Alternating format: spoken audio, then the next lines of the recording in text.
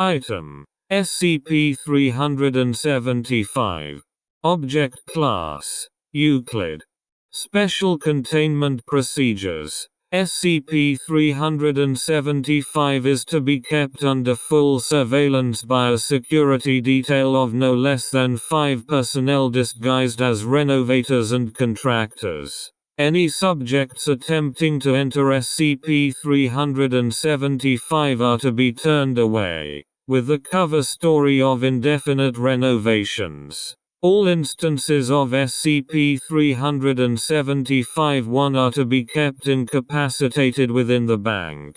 In the event of an attempted robbery, personnel are to follow procedure to deposit the robbers as outlined in Protocol Document 375-I2 Linal. Description: SCP-375 designates a bank inside a small strip mall in Wyoming. The primary elements of SCP-375 are a large, steel titanium bank vault equipped with a multi-stage locking mechanism, signage advertising SCP-375, and any reproductions of SCP-375 related materials. Subjects who perceive SCP-375 as a place to store valued items are subject to a cognitohazardous effect. When affected by SCP-375, a subject may enter it and make a transaction, depositing items that they consider significantly financial or sentimentally valuable into SCP-375.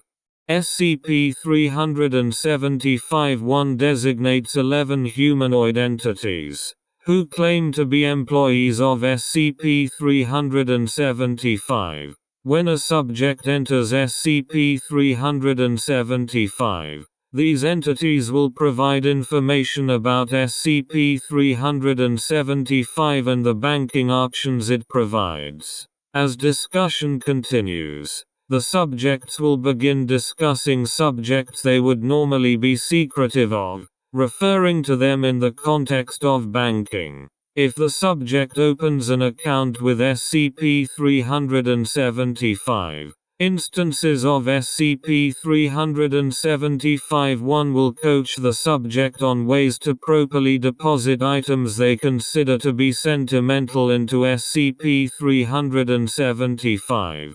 and how to maximize gains by depositing them in certain ways.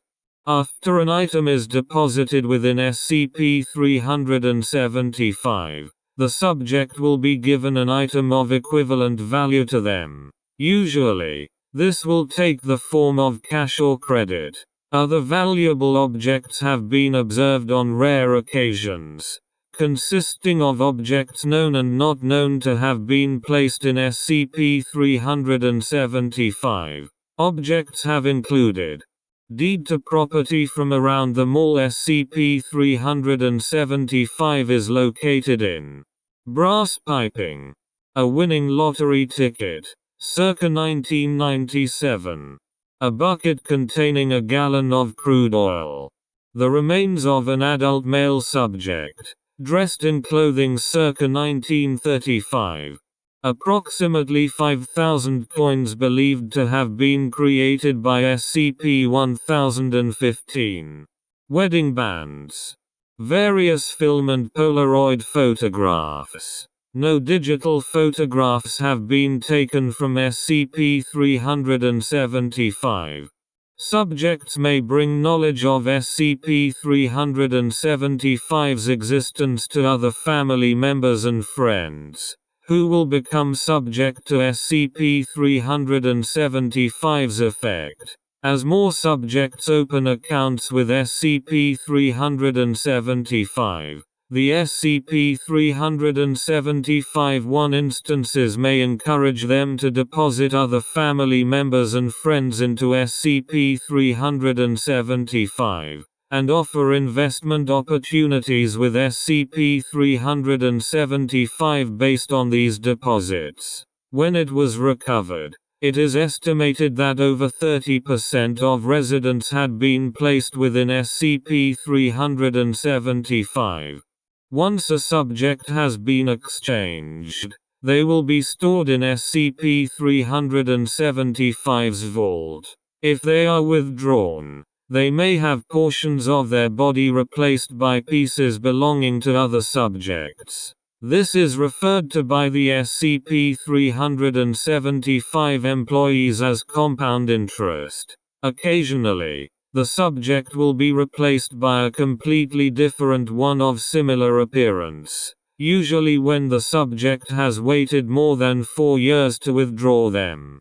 SCP-375 came to the Foundation's attention after local economic fluctuations caused by SCP-375's effect were noted by personnel embedded in the United States Treasury. Agents were dispatched to investigate, and confirmed SCP-375's anomalous properties. Interviews with subjects within the town revealed that SCP-375 was the town's most prominent local bank, used almost universally.